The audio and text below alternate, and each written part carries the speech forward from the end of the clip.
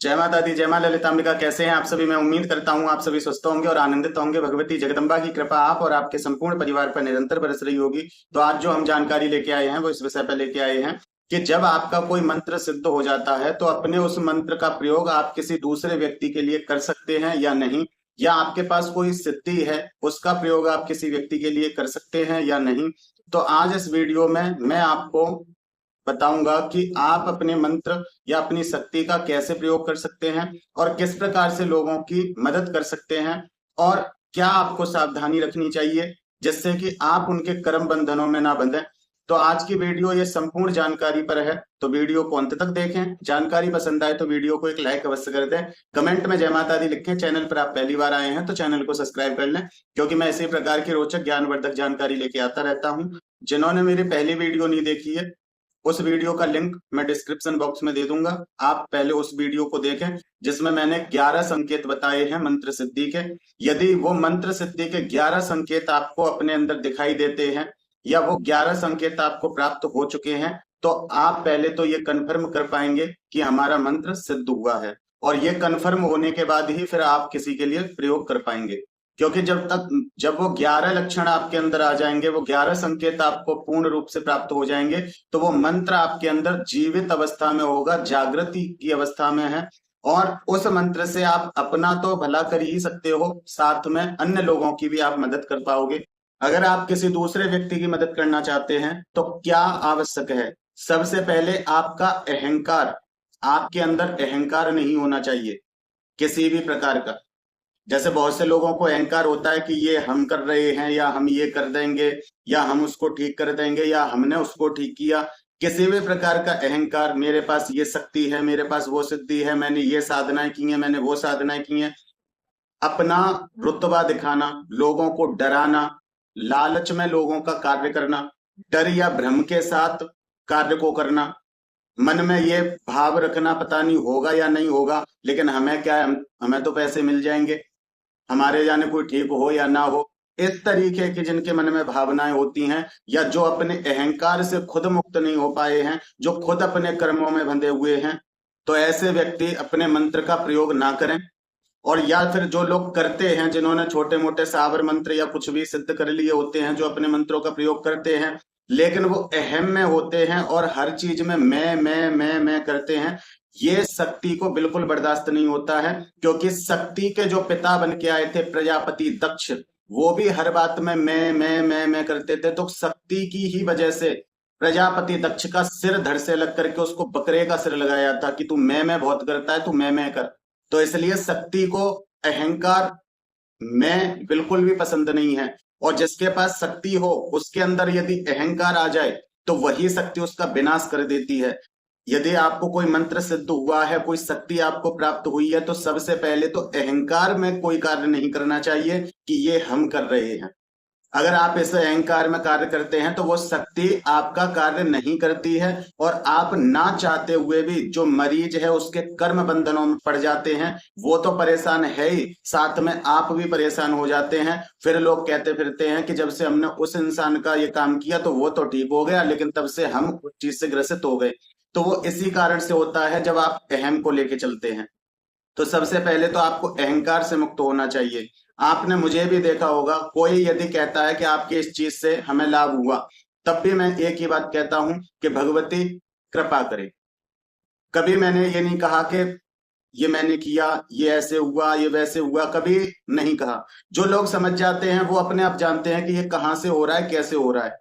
लेकिन और ये बात मैं फिर भी कहता हूं कि जो भी होता है वो मैं नहीं करता, वो भगवती करती है। और ये चीज मैं शुरू से कह रहा हूं कि करने वाली भगवती है, मैं कुछ नहीं करता, मैं तो बस उससे प्रार्थना करता हूँ।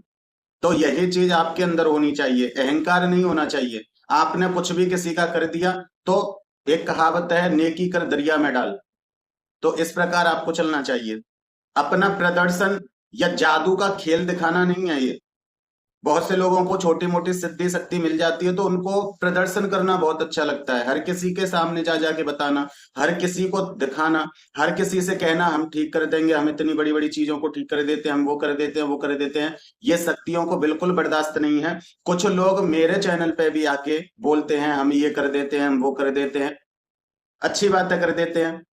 मेरे अंदर तो सामर्थ्य नहीं, मेरी तो जो करती है भगवती करती है, मैं कुछ करता ही नहीं। तो आप यदि कुछ करते हैं तो अच्छी बात है। यदि कोई मदद भी मांगे तो पहले देखो कि वो व्यक्ति श्रद्धा और विश्वास के साथ साथ आपसे मदद मांग रहा है, ना कि अपने स्वार्थ के लिए आपसे मदद मांग रहा है। यदि वो व्यक्ति वास्तव में परेशान है और वो व्यक्ति आपके सामने अपना समर्पण कर रहा है, तो जो आपके मंत्र की शक्ति है वही आपकी गुरु बनती है उस समय, और वो आपको मार्गदर्शन देती है। वो आपको बताती है कि इस व्यक्ति के लिए क्या करना आवश्यक है। वो आपका मार्ग प्रशस्त करती है, और आप उसको कुछ भी उस समय बताते हैं, जो भी आपकी शक्ति ने आपको बताया है, जो भी आपकी मंत्र की शक्ति आपसे कह रही है, और उस बात को आप उस इंसान से कहते हो कि भाई ये कर लेना, तो वो व्यक्ति अपनी उस परेशानी से निकल जाता है। क्यों? क्योंकि वो मार्ग शक्ति ने बताया है, तो कार्य भी वही शक्ति करेगी उसका। लेकिन आप अपने मन से कुछ भी किसी को बताते फिरोगे, वो कार्य नहीं होता है, और शक्ति को इसमें अपना अपमान महसूस होता है। बहुत सी शक्ति ऐसी होती हैं जो भोग के लालच में आपका साथ देती हैं, लेकिन एक समय आने पर वो शक्ति भी आपका साथ छोड़ देती हैं। जो उच्च कोटि की शक्ति हैं वो तो भोग बलियों से मानती ही नहीं, वो तो भाव और प्रेम से चलती हैं। जब तक आप उनको सम्मान नहीं दोगे, आप उनके किए कार्य को उनको समर्पित नहीं करोगे, तब तक वो शक्ति रुष्ट ही रहेगी। और एक समय आने पर जब आपका आत्मबल कमजोर हो, जब आपके गृह नक्षत्र कुंडली में कमजोर हो और आपके जीवन में कोई उतार चढ़ाव आ रहा हो, तब वो शक्ति भी आपको दंड देती है। तो इसलिए हमेशा यदि आपके पास कोई सिद्धि शक्ति है तो घमंड, अहंकार ये बिल्कुल दूर रख दीजिए, और कोई आपसे दिल से मदद मांगे तो उसकी मदद करो। ये है, क्योंकि सिद्धि का अर्थ केवल शक्ति नहीं होता, सेवा होता है। यदि आपको चुना गया है, आपको कुछ दिया गया है, तो वो किस कार्य के लिए दिया गया है ये शक्ति बताती है, और वो काम आपको करना चाहिए बिना किसी स्वार्थ के। कभी भी किसी का भी आप कार्य करने जा रहे हैं, सबसे पहले अपने गुरु और जिस शक्ति की आप उपासना करते हो, अपने इष्ट जिनका आपने मंत्र सिद्ध किया है, उनसे अनुमति लेना अनिवार्य है। उनसे आपको पहले अनुमति लेनी पड़ेगी कि हम इस कार्य को करने जा रहे हैं, कृपा करना, हमें अनुमति दो, हम करें या ना करें। इस प्रकार आप अनुमति लें। और यदि आप बिना अनुमति के वो कार्य करते हैं, ना आपने अपने गुरु से अनुमति ली, ना आपने उस शक्ति से अनुमति ली, और आपने अपने अहंकार में आके किसी का कार्य कर दिया, तो जो उसके ऊपर परेशानी है, जो उसके घर में परेशानी है, या जो उसके भाग्यों में परेशानी है, वो आपको ग्रस्त कर लेती है। और ठीक वो व्यक्ति भी नहीं हो पाता पूरी तरह से, लेकिन आप उससे ज्यादा परेशान हो जाते हैं, और फिर आप जगह जगह भागते फिरते हो। फिर आप कहते फिरते हो हमने फलानी साधना की, उससे मंत्र जागृत किया, और उससे हमारी परेशानी और बढ़ गई, ये हो गया वो हो गया। तो परेशानी बढ़ेगी, इतना आप समझ लीजिए। क्योंकि सबसे पहले गुरु और जिसका वो मंत्र है, उस देवता या उस देवी की अनुमति बहुत आवश्यक है। क्योंकि आपकी कोई सामर्थ्य नहीं है, आप तो हाड़ मास का पुतला हो, आपकी कोई सामर्थ्य नहीं। सामर्थ्य उस शक्ति की है, और सामर्थ्य उस गुरु की है जिसने तुम्हें उस शक्ति से जोड़ा। और यदि तुम दोनों को नकार के खुद के शहंशाह बन के कार्य को करते हो, तो प्रेतों से ग्रसित हो जाओगे। आपके मंत्र की शक्ति और कब कार्य करती है? तो देखिए, जब कार्य करती है जब आप सेवा भाव से किसी की मदद करते हैं, ना कि पैसे के लालच में, शोहरत के लालच में, कि मेरा नाम हो, मेरा यश फैले, या मैं इतना अमाउंट मिले। बहुत से लोग हैं मुझसे भी पूछते हैं कि आपकी फीस क्या है, अपनी फीस बता दो, हमारा ये काम कर दो। लेकिन मैं किसी को नंबर तक नहीं देता, मैं किसी से पर्सनली बात तक नहीं करता। मुझसे जितनी मदद हो पाती है मैं करता हूं, हर किसी के कमेंट का जवाब देता हूं, और उस समय जो भी भगवती को मंजूर होता है वो जवाब दिलवाती है, और लोग उस कार्य को करते हैं, उन्हें लाभ होता भी है। अब कोई कोई व्यक्ति ऐसा होता है कि आपने हमारे कमेंट का जवाब नहीं दिया, आपने ये नहीं बोला, आपने वो नहीं बोला, तो देखिए मैं कुछ नहीं बोलूंगा। जितना भगवती चाहती है और जितना मेरे गुरु चाहते हैं, मैं केवल उतना बोलता हूं, और उसी प्रकार मैं जवाब देता हूं। क्योंकि मैं अपने इच्छा से कुछ भी नहीं बोल सकता जिससे कि मैं किसी के कर्म बंधन में बंधूं, और ना अभी मुझे मेरी भगवती और मेरे गुरु का आदेश है कि किसी से मैं पर्सनली बात करूं या किसी के घर जाके मैं पर्सनली कोई कार्य करूं। इसलिए, और जिस दिन भगवती और मेरे गुरु का आदेश होगा, उस दिन मेरा आप लोगों से मिलना भी होगा और आपका भी मुझसे मिलना होगा। यदि आपका मंत्र सिद्ध है और आपने किसी के लिए कोई कार्य किया, और उसका वो कार्य नहीं हुआ, तो अपने मंत्र पे से भरोसा कम ना करें कि इसका ये कार्य नहीं हुआ, ये कहीं ऐसा तो नहीं कि मेरे मंत्र में कोई खराबी है। तो ऐसा बिल्कुल ना समझें, आपका मंत्र बिल्कुल ठीक है। बस होता ये है कि किसी किसी के कर्म बहुत जटिल होते हैं, किसी किसी के कर्म ऐसे होते हैं कि आप अपनी पूरी जान लगा दोगे, आप उसके लिए स्पेशल कुछ करोगे, लेकिन फिर भी उसको लाभ नहीं होगा।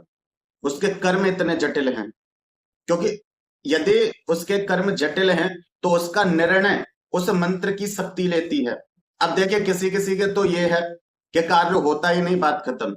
लेकिन किसी किसी की शक्ति, किसी किसी के मंत्र की शक्ति इतनी पावरफुल होती है, इतनी सात्विक और कृपा करने वाली होती है कि वो मार्ग भी दे देती है कि इस इंसान पे ये कार्य करवाओ, इतने समय तक ऐसा करवाओ, तब ये मेरी कृपा का पात्र बनेगा, तब इसके कर्म कटेंगे, तब मैं इसके ऊपर कृपा करूंगा या करूंगी और इसको इसकी परेशानी से बाहर निकाल दूंगी। इस प्रकार से भक्त से वचन होता है शक्ति का। ये बहुत ही ज्यादा, ये उन लोगों के साथ होता है जो खुद से ज्यादा उस शक्ति से प्रेम करते हैं, खुद से ज्यादा भरोसा उस शक्ति पे करते हैं। तो शक्ति भी उनका मान रखती है और शक्ति भी उनको मार्ग दे देती है जब वो किसी के लिए निवेदन करते हैं। यहां मैं उन शक्तियों की बात नहीं कर रहा हूं भोग बलि वाली की, मैं यहाँ उन शक्तियों की बात कर रहा हूं जो उच्च कोटि की शक्ति हैं, जो हमारे शास्त्रों में वर्णित है।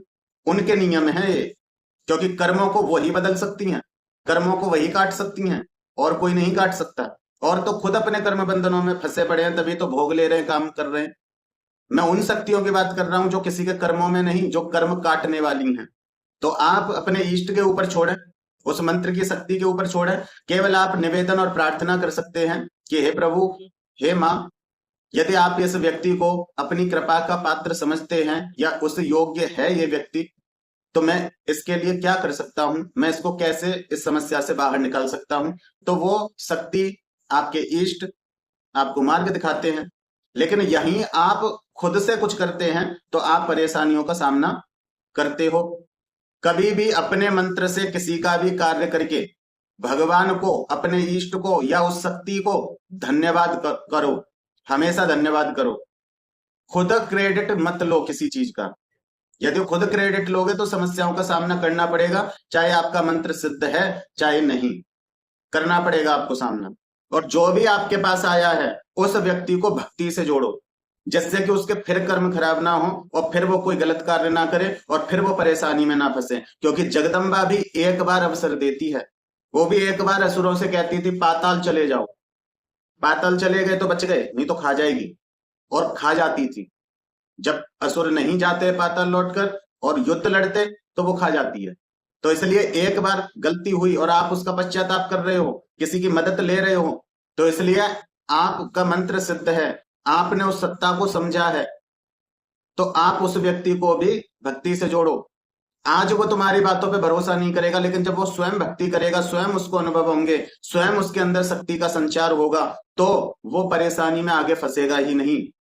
उसको एक किसी भगवान से जोड़ दो, उनकी सेवा पूजा बता दो, तो वो व्यक्ति भी अपने कर्मों को धीरे धीरे भक्ति करके काटेगा। कुछ कर्म वो करेगा, कुछ कर्म आप भगवान से प्रार्थना करके अपने मंत्र की शक्ति से उसका कार्य करोगे। कर्म बंधनों में कब बंध जाते हैं हम? जैसे बहुत से लोग होते हैं पैसे ले लेके कार्य करते हैं, तो वो कर्म बंधनों में बंध जाते हैं, वो सारे कर्म उनके ऊपर लदते जाते हैं, और एक समय आने पर वो कर्म उनको इतना भयंकर दंड देते हैं। उन्होंने तो दुनिया को ठीक कर दिया, लेकिन उनको ठीक करने वाला कोई नहीं मिलता। वो उन जितनी भी परेशानियां दूसरों के काटते हैं वो उनके ही ऊपर चढ़ती जाती हैं। क्यों? क्योंकि उन्होंने क्रेडिट खुद लिया। कभी खुद को कर्ता मत समझो कि मैंने किया, मैंने ठीक किया, मैंने ये किया। जहां ये शब्द आ गया, समझ लो उस इंसान के कर्म बंधन आपसे जुड़ गए। कभी किसी के लिए कार्य करो तो संकल्प में अपने इष्ट को माध्यम बनाओ। जैसे मान लो कोई व्यक्ति है जो देवी का साधक है, अब वो कैसे प्रार्थना करेगा कि हे माँ, मैं आपको साक्षी मान के इस व्यक्ति के लिए ये कर्म करने जा रहा हूं, मेरा मार्गदर्शन करो भगवती, मेरी रक्षा करना और इसकी रक्षा करना, बाकी आप देख लेना। ये यदि आपकी कृपा का पात्र है तो इसके ऊपर कृपा करना, माँ इसको इन समस्याओं से बाहर निकालना। मैं केवल निमित्त मात्र हूं, आप मुझे मार्ग दिखाइए, इस व्यक्ति के लिए मैं वो कर्म करने के लिए तैयार हूं। केवल आप इतना रखिए तो आप कर्म बंधन में नहीं बंधोगे। सारे कर्म भगवती या आपकी इष्ट के ऊपर होंगे। किसी का भी कार्य करने के बाद अपनी शुद्धि जरूर कर लो। शुद्धि कैसे? अपने शरीर पे 3 बार गंगा जल छिड़को। ओम अपवित्रः पवित्रो वा सर्वावस्थां गतो अपि वा यह स्मरेत पुंडरीकाक्षः सवाहि आभ्यंतरः शुचि। ओम पुंडरीकाक्ष पुनातुः। ओम पुंडरीकाक्ष पुनातुः। ओम पुंडरीकाक्ष पुनातुः। इस प्रकार 3 बार गंगा जल छिड़क के अपने शुद्धि करो। हाथ में जल लेके अपने इष्ट को याद करके अपने सिर से 7 बार एंटी क्लॉकवाइज उसको बारो और बोलो कि हे माँ, इस व्यक्ति की जो भी समस्या थी, जो भी मैंने आपकी कृपा से इससे दूर की, उस समस्या को आप ही अपने साथ बांध कर ले जाइए और मुझे पवित्र कीजिए, मेरी आत्मा को पवित्र कीजिए। किसी भी तरह की कोई भी नकारात्मकता मेरे पास ना बचे। तो कोई भी समस्या आपको नहीं लगती और आप कर्म बंधन से निकल जाते हैं। यदि आप किसी की मदद कर रहे हैं, कभी किसी से कोई मांग मत रखो, निस्वार्थ उसकी सेवा कर दो। यदि आपसे हो पा रही है, नहीं तो हाथ जोड़ के मना कर दो कि इस चीज को मैं नहीं कर पाऊंगा या कर पाऊंगी। और यदि आप उसकी मदद कर सकते हो तो उसको मार्ग दो। चलना उसको है, कार्य भगवती को करना है। आप केवल निमित्त मात्र हैं। खुद क्रेडिट कभी लेना ही नहीं है। अगर खुद बीच में आए तो परेशानी का सामना फिर आप करोगे। इसलिए हमेशा अपने इष्ट को माध्यम बना के चलिए और उनके आदेश अनुसार ही उस कार्य को करो। और जो इस प्रकार से कार्य करता है, जितने भी अब तक मैंने नियम या सावधानियां बताई हैं, इस प्रकार जो भी कार्य करता है, उनके सभी कर्मों को देवी देवता काट देते हैं। किसी व्यक्ति से उनके कर्मों को नहीं जुड़ने देते।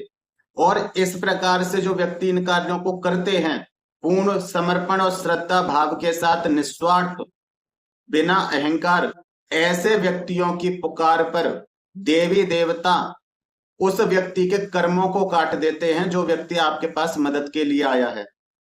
जैसे बहुत से लोगों पे कोई मन्नत बोली रखी होती है, किसी पे श्राप लगा हुआ होता है, जो जन्म ले रहा है, मर रहा है। कोई कई कई जन्मों से श्रापित चला रहा है, जन्म ले रहा है, मर रहा है, लेकिन उसके वो श्राप खत्म नहीं हो रहे। लेकिन जब ऐसा निस्वार्थ व्यक्ति उसके लिए भी प्रार्थना करता है अपने मंत्र की शक्ति से, तो उसी क्षण जिन भी देवी देवताओं की कुदृष्टि उस व्यक्ति पे है, जिन भी देवी देवताओं की वजह से वो व्यक्ति परेशान है, तुरंत वो देवी देवता उसके उन कर्म बंधनों को भस्म कर देते हैं। लेकिन प्रार्थना करने वाला शुद्ध चित्त का होना चाहिए, निस्वार्थी होना चाहिए। उसको कोई स्वार्थ नहीं होना चाहिए कि ये मेरा अपना है तो इसका मैं ये कर दूं भला। नहीं, अगर ऐसा आप करोगे, जबरदस्ती कोई कार्य करोगे, तो आप ना चाहते हुए भी आप भी उसके कर्मों में बंध जाओगे। इसलिए सब कुछ भगवान पर छोड़ के चलो। जो भगवान चाहेगा वो होगा। केवल आप निवेदन कर सकते हैं। तो अपने इष्ट का नाम लेकर ही कोई कार्य करें। जो भी मंत्र की शक्ति है उसकी अनुमति लें, उसके ही ऊपर सब कुछ छोड़ के चलें, भाव के साथ और निस्वार्थ सेवा करें। खुद कभी किसी चीज का क्रेडिट ना लें। लालच, डर या शक्ति दिखाना, प्रदर्शन करना, बाबा ही लूटना, शोहरत दिखाना, नाम यश फैलाना, ये गलत है। ये शक्ति को बिल्कुल बर्दाश्त नहीं कि आप उसका प्रचार करो। यदि आपके पास कुछ है तो आपको प्रचार करने की आवश्यकता नहीं, वो आपके मुखमंडल से झलकता है। आप नहीं चाहोगे फिर भी 4 लोग आके आपसे मदद खुद मांगने लग जाते हैं, क्योंकि आपके चेहरे पे झलकता है कि आप किसी की मदद कर सकते हो, इस योग्य हो। तो आपको अपने ऊपर अभिमान करने की आवश्यकता नहीं, सब उसके ऊपर छोड़ के चलो। छोटी मोटी सिद्धियां बहुत जल्दी मिल जाती हैं, कोई बड़ी बात नहीं, लेकिन भगवान तक पहुंचने का मार्ग बंद हो जाता है। इसलिए भगवान की तरफ आगे बढ़ते रहो और भगवान जो तुम्हें कार्य देते रहें, उन कार्यों को तुम करते रहो, तो तुम्हें भगवान भी प्राप्त होगा और तुम किसी के कर्म बंधन में भी नहीं बंधोगे। तो मैं उम्मीद करता हूं कि मेरे द्वारा दी हुई जानकारी आपको समझ में आई होगी और पसंद आई होगी। जानकारी पसंद आई है तो वीडियो को एक लाइक अवश्य कर दें, कमेंट में जय माता दी लिखें। चैनल पर आप पहली बार आए हैं तो चैनल को सब्सक्राइब कर लें, क्योंकि मैं इसी प्रकार की रोचक और ज्ञानवर्धक जानकारी लेके आता रहता हूं। फिर मिलते हैं एक अगली वीडियो में एक नई जानकारी के साथ। तब तक अपना और अपने परिवार का ध्यान रखें, भगवान की भक्ति करें, निरंतर भक्ति पथ पर आगे बढ़ते रहें। जय माता दी, जय मां ललितांबिका।